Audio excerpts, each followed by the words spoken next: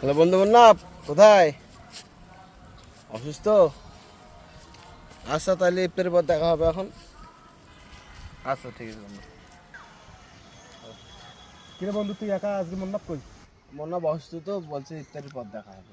মুন্নাফ যেহেতু নাই, চলো আজকে তিনজনে কলেজের দিকে যাই। চলো।